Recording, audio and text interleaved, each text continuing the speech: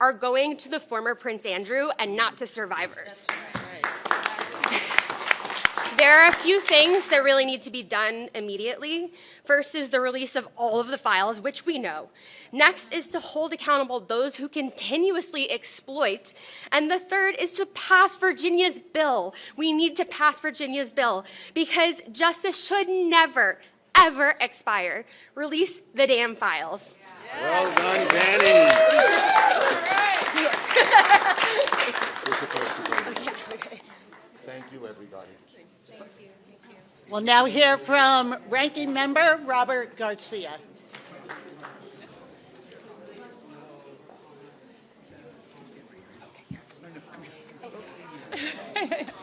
Hey, everyone.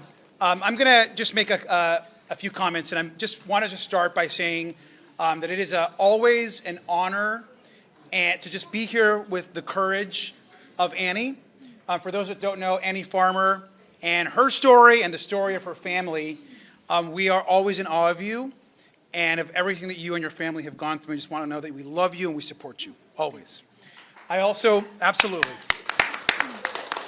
just want to thank the whip for her leadership, also to all of the women in our caucus that are providing so much support to the survivors, that are part of our investigation, that are leading on this issue. I know that both of our committees are so grateful. Not Judiciary, Oversight Democrats, our Democratic women are leading the way on this issue, and we are forever grateful to every single one of you for your leadership, your voice, and your courage in uplifting these incredible women. So thank you so much for that. And I just want to remind the President and the Attorney General that they are right now in violation of the law. And when the President makes his speech tonight, he is going to know that looking back at him will be numerous survivors of Epstein's abuse, and that he is facilitating the single largest cover-up in modern American history. It's the single largest cover-up in modern American history. And who are we protecting? Why are we protecting powerful, wealthy, connected men? Right. Why are we protecting billionaires from justice? Because we're always going to center the survivors. The single most important part of our investigation and what we're guided by is justice for Annie. It's justice for Maria. It's justice for so many that have been wronged, harmed, and terrorized by not just Jeffrey Epstein and Ghislaine Maxwell, but by the co-conspirators and all that helped them commit their abuse. Let's be clear, over 50% of the files have still not been released to the public. And we know as early as just today and yesterday, there are numerous files that we have confirmed that are missing from the DOJ that we know exist, including accusations, and serious accusations, not just against the president, but against others. It's time to release the files. It's time to center their survivors. And the president should know that even though he wants to call this a hoax, that our investigation is just getting started.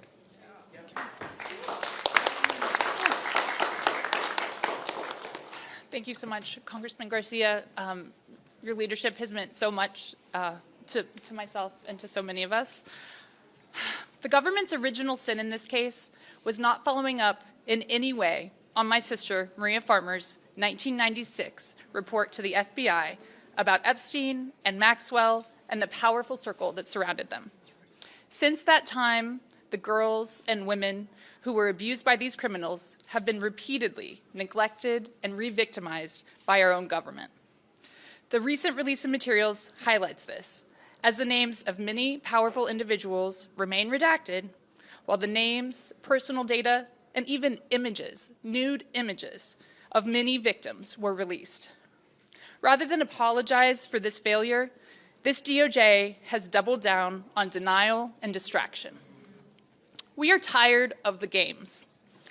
When those we elect to office misuse their positions, it harms us all. We are here to remind our elected leaders and other Americans that there is always a choice. You can sit by and watch the abuse of power, as so many wealthy, educated, connected individuals did in the Epstein case. Or you can do the right thing, the courageous thing. You can speak out the way my sister Maria Farmer did because of her concern for her younger sisters.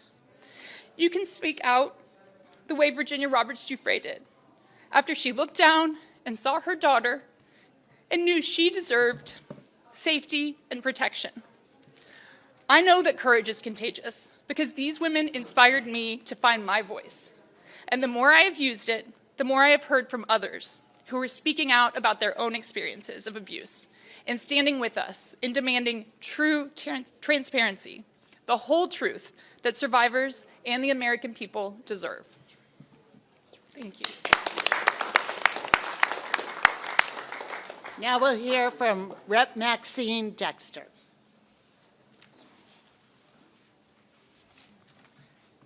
Good afternoon. I'm honored to be here.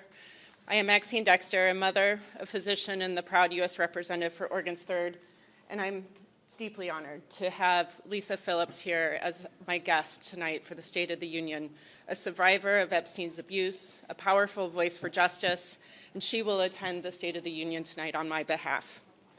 Tonight, as Epstein survivors like Lisa stare down our government, a government that has failed them for decades, you will all bear witness to an important shift in power in this nation. The wealthy and influential have persistently been shielded from accountability for their actions. This has certainly been true for the Epstein class of abusers. This exclusive, twisted club has gone to great lengths to protect their own, to bury the truth, and to perpetuate harm to young girls and women across the world.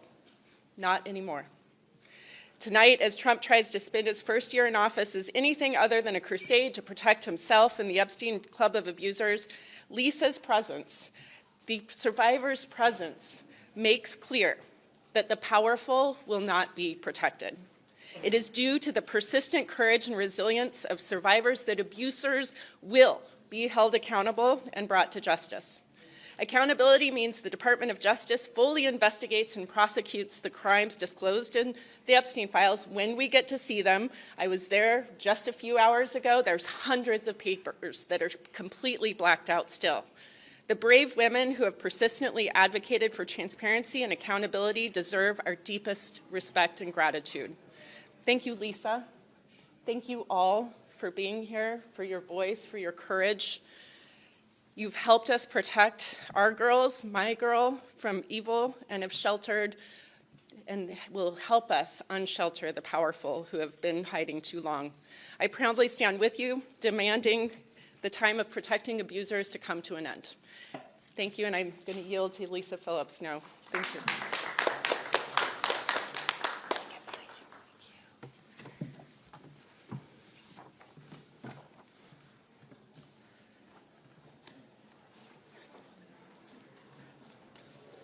Good afternoon.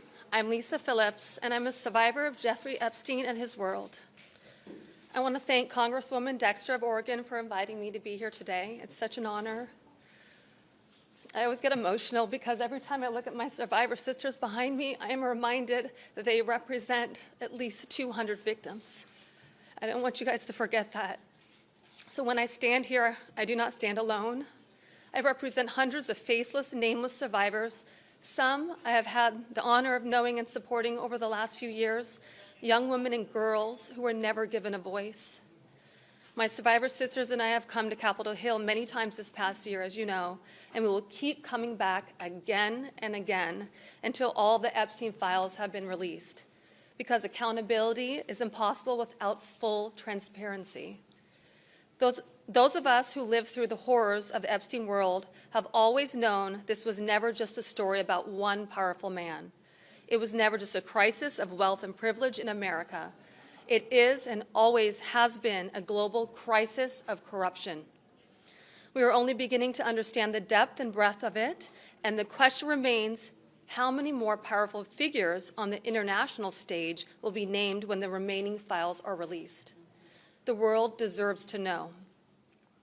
That is why it has been an honor to recently speak with elected officials in several European nations, urging each country to launch independent investigations into every single person of power named in these files. Every person named. Some may have committed no crimes. Some may have. But every person connected to wrongdoing in Epstein's world in any nation must be investigated and, if appropriate, held accountable. Every single one. We're not going away. We're not fading into silence. Thank you. Laura Bloom.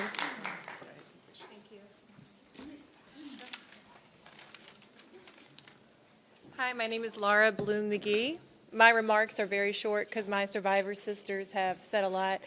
I want to thank Congresswoman, I believe she just stepped out, Julia Brownlee of California, that graciously invited me here from Arkansas. I have not heard from any of our leaders from Arkansas, so thank you, Congresswoman Brownlee.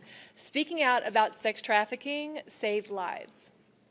Being here with my sisters has helped save mine. This has never been about politics. It's about little girls and young women who have and continue to be exploited by the powerful. Justice should be non-negotiable. Transparency should be non-negotiable. Integrity should be non-negotiable. No one should escape accountability.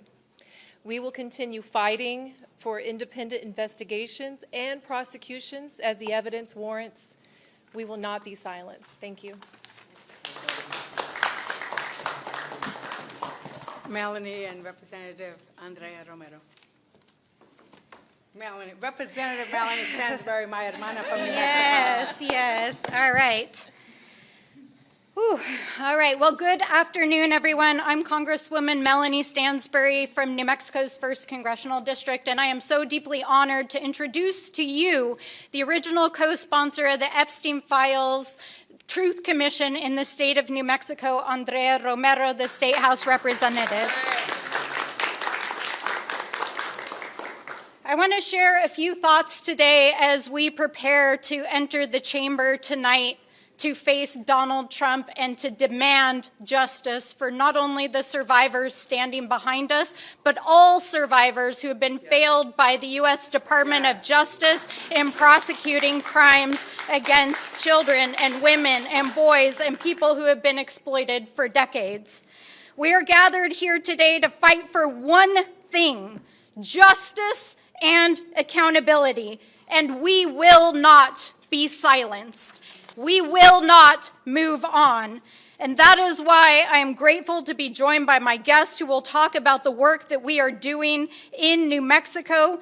But tonight matters more than ever because survivors deserve to be seen, they deserve to be heard, and their presence matters more than ever as the world's eyes are upon us. Because let me remind you that every survivor who is here who raised their hand a couple of weeks ago during Pam Bondi's hearing knows that they have been failed by this administration and many administrations in getting the justice that they so rightly deserve. We refuse to let the powerful hide behind money, power, and influence. And we refuse to remain silent about Donald Trump's hiding about the truth of his own individual investigation. These are the files that the FBI has removed from their public Department of Justice database. The yellow files here are the files that President Trump is hiding. The yellow files here are investigations with a woman who was abused as a minor and who alleged that Donald Trump was her abuser. These are the files that they are hiding among many millions of more. But I want to just close things out by sharing with you the words of perhaps one of the most important people who cannot be here today, and that is Virginia Giuffre. So let me read you just the closing passage from her book. If you've read this far, I hope my story has moved you to seek ways to free yourself from a bad situation, say to stand up for someone else in need, or to simply reframe how you judge victims of sexual abuse. Each one of us can make a positive change. I truly believe that. I hope for a world in which predators are punished, not protected. Victims are treated with compassion, not shamed. And powerful people face the same consequences as anyone else. I yearn, too, for a world in which perpetrators face more shame than their victims do, and where anyone who's been trafficked can confront their abusers when they're ready, no matter how much time has passed. She then goes on to say, we don't live in this world yet, but tonight, we're here to stand with the survivors to say that we do. And with that, I would like to introduce our amazing State House Representative, Andrea Romero. Good afternoon, everyone. Again, I'm House State Representative Andrea Romero from the District of Santa Fe, and I am the chair of the Epstein Truth Commission. I am honored to stand alongside these courageous survivors today, and I want them to know New Mexico sees you, New Mexico believes you, and New Mexico is taking action. Last week, our New Mexico House voted unanimously to create a Truth Commission, a bipartisan group of state legislators committed to investigate Jeffrey Epstein's crimes in New Mexico, find out what happened at Zorro Ranch, and hold perpetrators and enablers accountable. If merited, we'll turn these files into trials. Yes. Our commission will pull together the full story of what happened in our state. We will determine whether local and state officers appropriately responded when survivors came forward. We will use our subpoena power to compel witnesses to share what they know. And we will create a safe, survivor-centered space for victims to be finally heard. We are already working. We held our first meeting the morning after the commission was approved because we will no longer wait for the answers we should have had years ago. This is about the truth. This is about accountability. This is about making sure that no child, no vulnerable person ever has to go through what the survivors standing here today have endured. New Mexico is stepping up for the survivors, for our communities, and for every future generation that deserves to grow up safe. I want to thank you all and thank you for this opportunity. So the last survivor that we will hear from tonight, and I want to re-emphasize the point that was made earlier, that each one of these survivors who has come to speak today, each one of the family members who has come to share their tears with us today represents hundreds. Represents hundreds. Think about that. Think about the number of girls and women who were abused over the decades. And one of those women is Liz Stein, and I want to thank Mary Gay Scanlon because she is the guest of both me and Mary Gay Scanlon, and she has taken the pain that she endured and turned it into advocacy as she continues to work with survivors and against trafficking.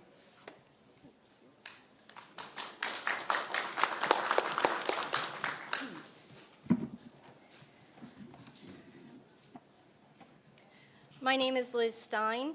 I met Jeffrey Epstein and Ghislaine Maxwell when I was a senior in college, just 21 years old, in 1994. My involvement with them lasted approximately 3 years. Before the State of the Union, it is worth asking ourselves what our state of moral courage is. Human trafficking persists largely due to our cultural discomfort with directly naming sexual violence. Talking about sexual assault not only makes us uncomfortable, it exposes failure. It reveals where power has been protected at the expense of the vulnerable. It forces us to confront who is protected in this country and who is not. The crimes of Jeffrey Epstein were not committed in isolation. They were enabled by social, financial, political systems that look the other way. Survivors have been telling the truth for decades, since Maria Farmer first came forward in 1996. The late Virginia Giuffre endured public scrutiny and character assassination, but the release of the files confirmed that what she was saying all along was the truth. For more than 30 years, survivors have pushed, fought, testified, and organized to bring attention to the crimes of Epstein and his associates. Trauma does not operate on a legislative timeline. Justice delayed by law is justice denied by design. Around the world, investigations have reached the powerful, but our Department of Justice and this administration have handled the release of information in a way that leaves survivors and the public asking why the United States appears reluctant to lead on accountability in a case that happened largely on our soil. The world is watching. Survivors are watching. And it is embarrassing that we are not setting the standard. Courage is contagious, but so is impunity. We the people was never meant to mean we the powerful. Accountability is not vengeance. It is fidelity to the rule of law, which is the baseline requirement of a functioning democracy. History will not remember how carefully we avoided discomfort. It will remember whether we demanded the truth. Thank you.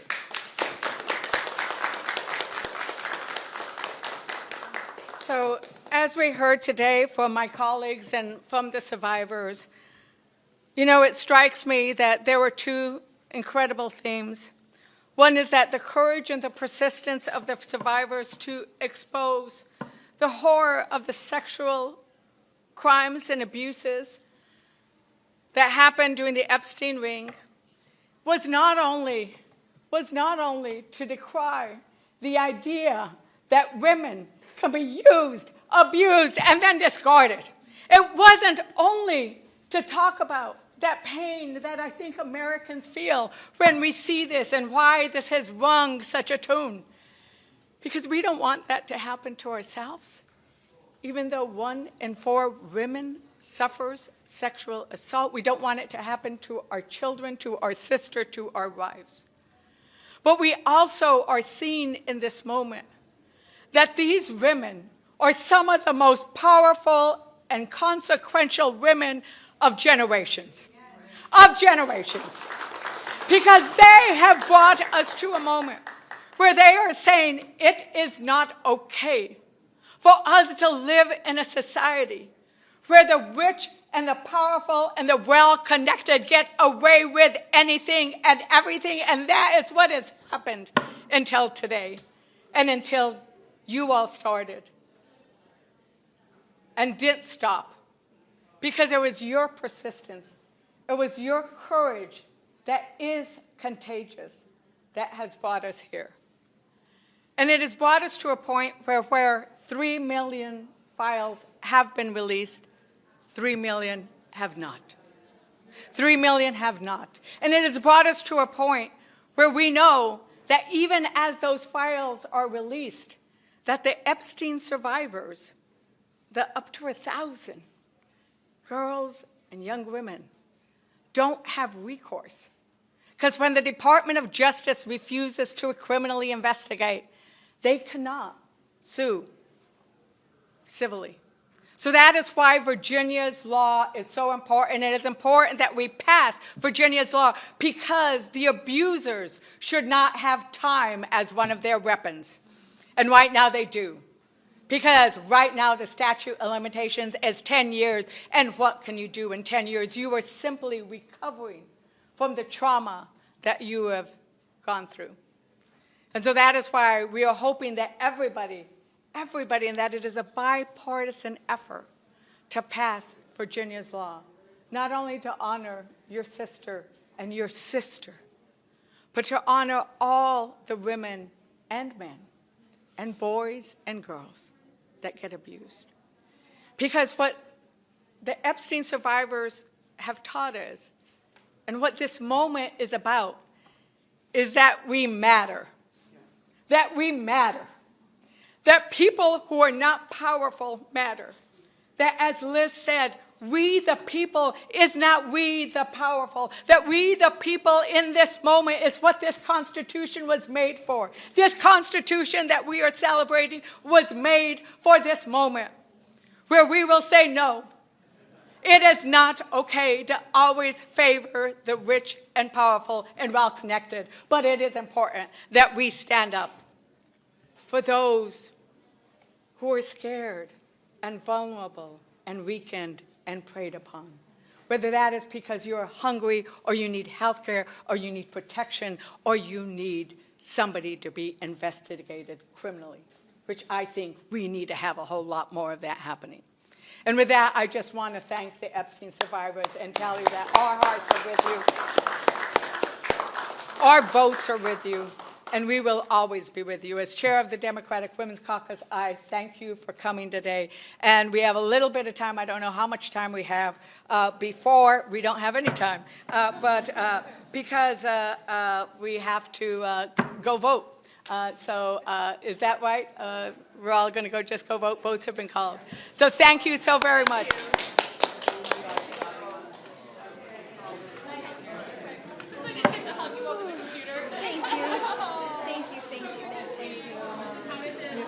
Supportive.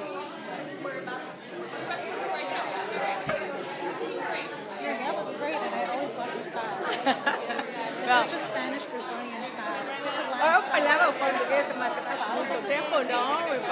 Acorda. Agora acorda, dorme, wake up, go to sleep. But you know, right now it's carnival. Oh, no, it's open carnival, isn't it? No, we're still party. Yeah, see, it's like the whole Catholic thing. It's like, we've done it. Everything's closed for a month. It's crazy. Yeah, it is good. Thank you. Thank you for your powerful voice. Well, no, that's not at all. We are simply carrying out, like Virginia law, just us carrying out. You're making it easier for us to speak.